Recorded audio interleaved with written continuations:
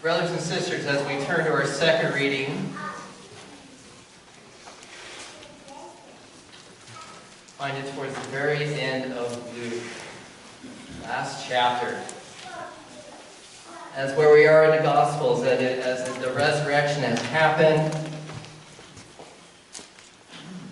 and Jesus is doing what the resurrected Jesus does, and that's what we're going to talk about. As we turn to the Word again, let us turn to God in prayer. Gracious and loving God, we give such great thanks for your Spirit, and it's that Spirit that takes this Word and it breathes it, and breathes life into it, and then it breathes life into our souls. Our job is to make a big, wide open space in our heart to receive what you have to say to us today. So that's what we ask, that your Spirit be very present, very real amongst us. This we ask in the name of the one who was chosen before the creation of the world for us, Jesus. Amen.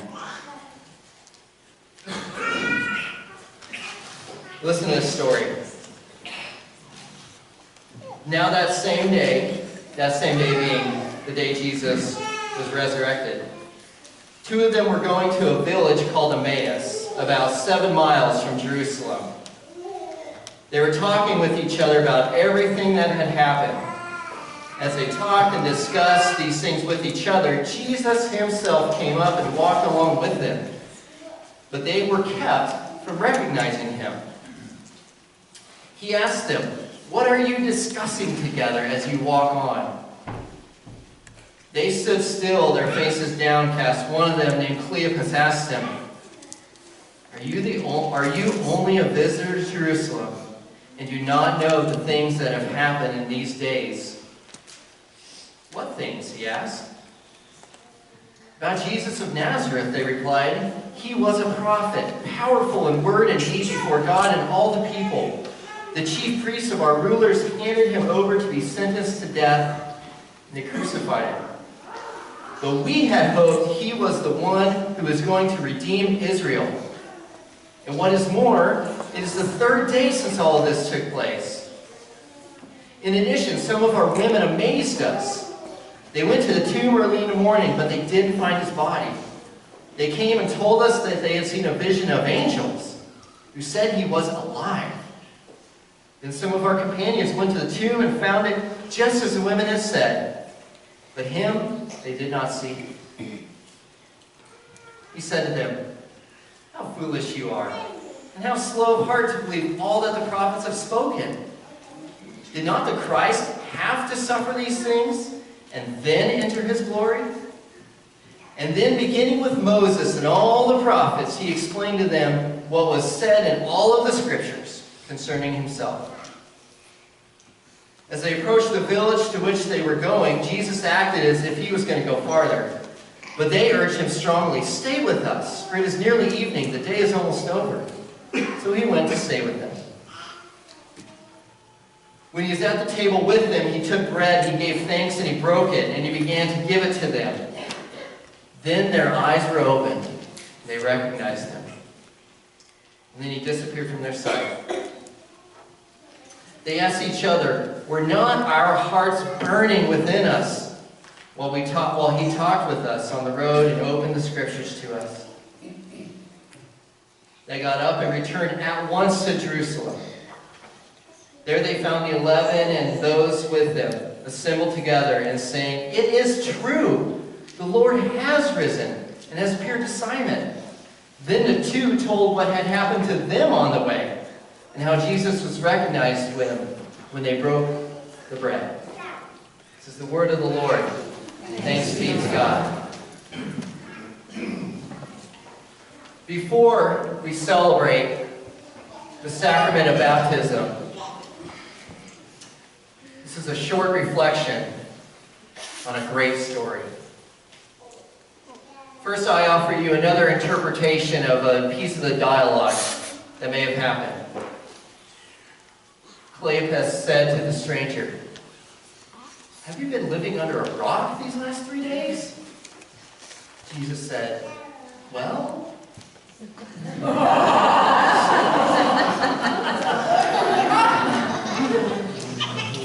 On Easter Sunday, I talked about how we Christians are in the storytelling business.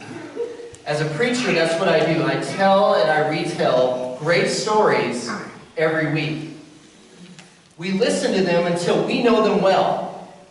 And then it is our job to go out and tell others the great stories that we have heard of the resurrected Jesus, because this world is yearning for good news.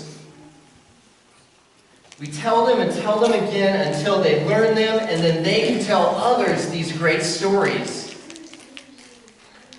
I want you to listen later in our baptismal liturgy for the call we have in telling the story to Ella. It is our call.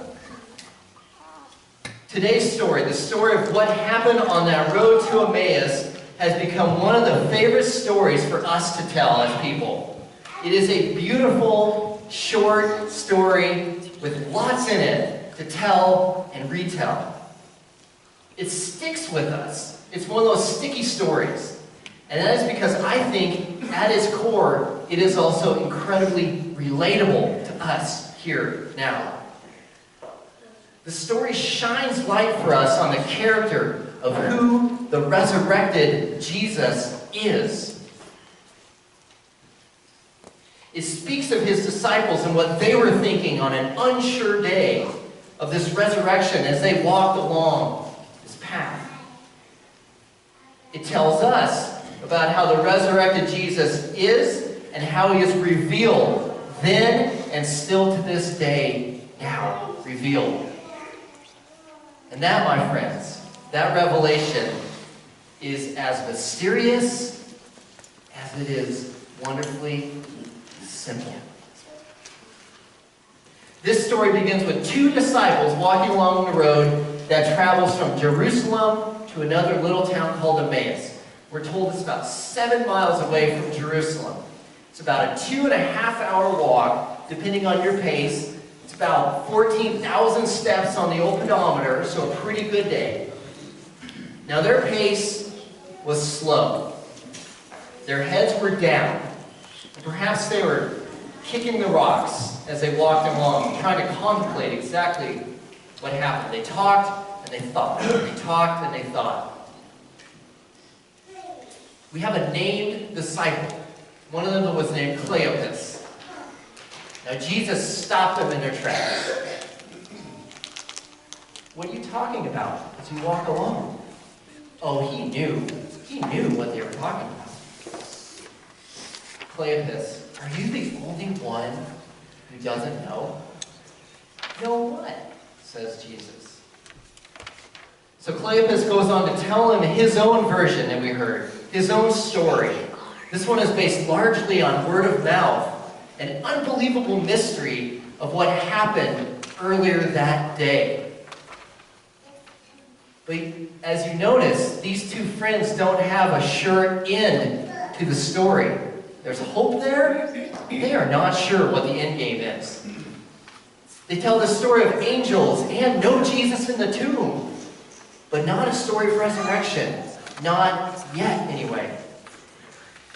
Theirs was a story of mystery and uncertainty, hence, I think, their slow pace. Until that ends, Jesus revealed himself. And how did he do that? Well, as Jesus does, and still does, in the simplest of ways. Later that night, after they invited him to stay, Jesus took bread, and he blessed it, and he broke it, and he gave it to them. And their eyes were open. It was him. He was alive. Now we know this is not unlike Jesus. It is not the first time Jesus would have a full conversation with someone without letting them know who he was. Nicodemus, under darkness, with a woman sitting at a well. Jesus knew how to extend the good mystery. Jesus was able to choose and choose well when he was to reveal himself as present and active and the Son of God. I would venture to say the resurrected Jesus today, in spirit, in body, in community, continues to act the same way. We take in our worship together some very normal things, and then something very truly remarkable happens to them. The remarkable thing is that Jesus reveals himself in them.